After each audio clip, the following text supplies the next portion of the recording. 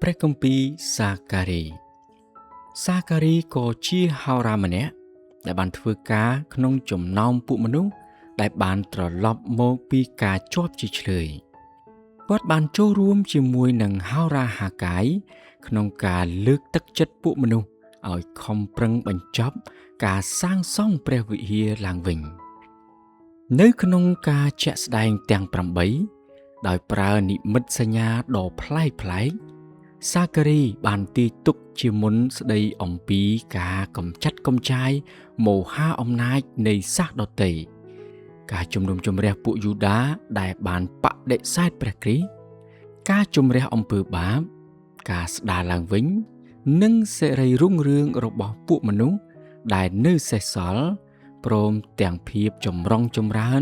នៃក្រុងយេរូសាឡិមនាពេលអនាគតហោរាសាការីបានប្រាប់យើងអំពីព្រះមេស៊ីច្រើនជាងអ្នកនិពន្ធកាន់គម្ពីរហោរាតូចឯទៀតទំនាយរបស់គាត់ដែលតាក់ទងនឹងព្រះមេស៊ីគឺមានដូចជាការយាងចូលទៅក្នុងក្រុងយេរូសាឡិមការក្បត់ទ្រង់សម្រាប់ប្រាក់30ដួងស្នាមរបួសរបស់ទ្រង់ការសុគតរបស់ទ្រង់ជាអ្នកគង្វាលដែលត្រូវបានគេវាយការយាងមកវិញរបស់ទ្រង់នៅលើភ្នំអូលីវនិងការសោយរាជ្យជាសម្ដេចសង្ឃនិងជាស្ដេចនៅលើផែនដីអស់រយៈពេល1000ឆ្នាំហោរាសាការីក៏ហៅព្រះមេស៊ីថាទ្រង់ជាលំពង់និងជាអ្នកបម្រើរបស់ព្រះជាម្ចាស់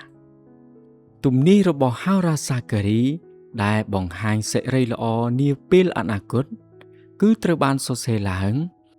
ដើម្បីលើកទឹកចិត្តដល់ពួកមនុស្សដែលកំពុងសាងសង់ព្រះវិហារឲ្យខំប្រឹងឡើង